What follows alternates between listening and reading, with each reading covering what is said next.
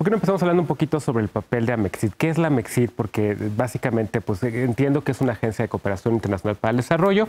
Era un proyecto que desde hace muchos años tenía la canciller Rosario Green. Después, como senadora, participó en la redacción de esta iniciativa. Y entiendo que ha financiado proyectos de ayuda educativos, de proyectos en Haití, proyectos en América Latina y becas, ¿no? Pero ¿qué es realmente el propósito, digamos, de esta agencia? Pues mira, en realidad la historia de la Amexit es muy curiosa porque apenas cumplimos 6 años en septiembre de este año, o sea que nació en 2011. Y el primer registro de cooperación de México fue un apoyo de 30,000 pesos en el año 1900, era en el gobierno de Porfirio Díaz, a las víctimas de un huracán en Galveston, Texas. Entonces, pues esta es solo una parte muy pequeña de lo que es la cooperación hoy en día.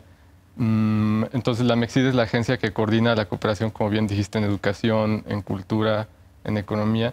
Y también recientemente una tarea pues, un poco triste que nos toca realizar, pero muy importante, es coordinar la ayuda técnica, y en este caso en desastres naturales, para los 2 sismos que sufrió México en septiembre y los 3 huracanes. Entonces, la Amexit es la agencia que coordina toda esta cooperación internacional, que en realidad los países llevan cooperando cientos de años, ¿no? Y también somos la agencia coordinadora de la Agenda 2030 de la ONU para el desarrollo pin que traes justamente, ¿no? Es justo el pin que traigo, sí. Sí, de los Objetivos de Desarrollo Sostenible. Así, ¿no? Es que, como sabes bien, es la continuación de los Objetivos de Milenio. Entonces, eso es lo que hace la Amexit. Y acabas de regresar del sureste asiático, de Vietnam, estuviste también en Japón participando en la delegación mexicana que acudió al encuentro del Foro de Cooperación Económica Asia-Pacífico, la APEC. ¿Cómo nos fue? ¿Qué tal la agenda? Porque en los medios de comunicación lo que todo el mundo destacó fueron las declaraciones de Donald Trump diciendo que le creía a Putin en lugar de las agencias de seguridad internacionales, pero se habló de otros temas, se habló de libre comercio, se habló de cambio climático, temas que, por cierto, el gobierno de Estados Unidos pues, básicamente ha ido rechazando en los últimos años, pero hubo una declaración de principios en ese sentido. Sí, bueno, APEC fueron unos días con muchos altibajos. En realidad es un foro de cooperación económica, pero es mucho más amplio ya.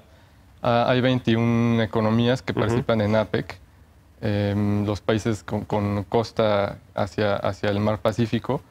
Y aunque las siglas un poco están centradas en economía, en la parte de cooperación, y por eso Amexit participó ahí acompañando economía, también se discutieron temas de cooperación cultural, educativa, de desarrollo tecnológico, de seguimiento conjunto a la agenda de la ONU.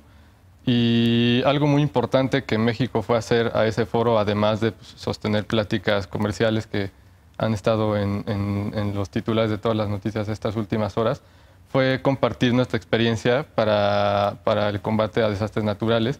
Entonces es curioso porque la región de Asia-Pacífico también, desafortunadamente, ha tenido una experiencia pues muy amplia en desastres naturales, tifones, huracanes. De hecho, ahora que estuvimos en APEC, pues acaba de pasar un tifón que cobró la vida de 48 personas vietnamitas. Y entonces México ahora está trabajando a través de la Amexit en una estrategia para combatir desastres naturales y reducir el riesgo. Es decir, no solamente reconstruir y rescatar, sino ya prevenir mucho más, de una forma más sólida. Y entonces México fue a compartir eso. Y de forma paralela... ¿En qué estamos bien? ¿En alerta, digamos, de este tipo de desastres?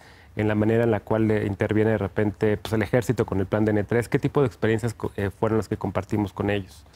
Pues un poco la participación de la sociedad civil, que en México ha sido espectacular, la verdad. Es una cosa realmente abrumadora lo bien preparados que estamos los mexicanos para combatir esas emergencias. Y por otro lado, la gestión de apoyo tanto en especie como en técnicos, en brigadistas, y también en materia financiera. Pues como sabes, Hacienda fue la encargada de administrar el Fideicomiso México, que estuvo radicado en AFIN. Entonces, un poco fuimos a compartir esa experiencia, pero también proyectos triangulares, que son un poco la ambición de la Amexit.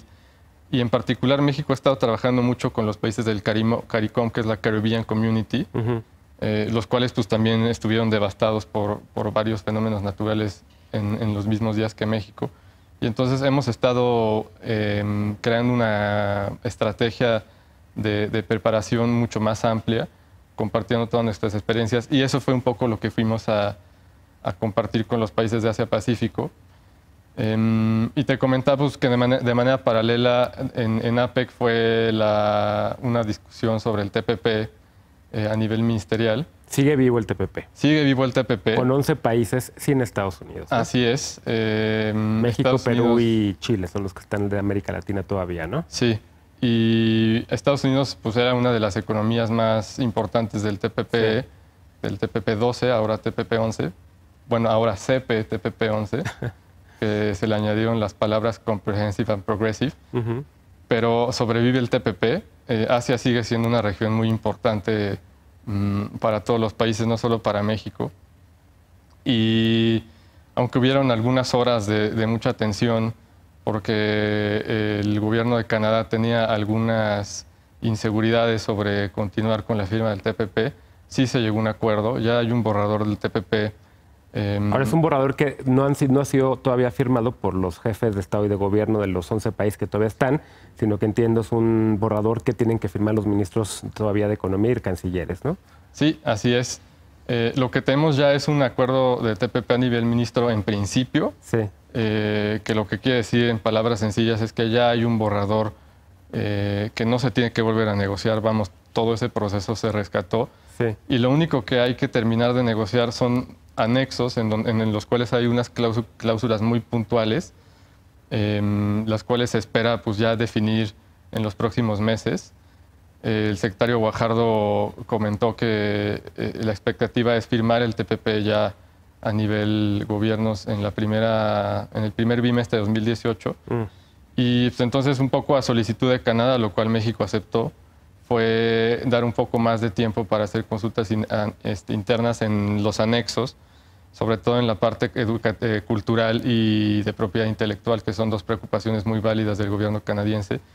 Y pues eso es lo que pasará en los próximos meses, pero el TPP sobrevive y México está comprometido con él, al igual que los demás 10 países. Entonces va a haber TPP, va a abrir muchas puertas.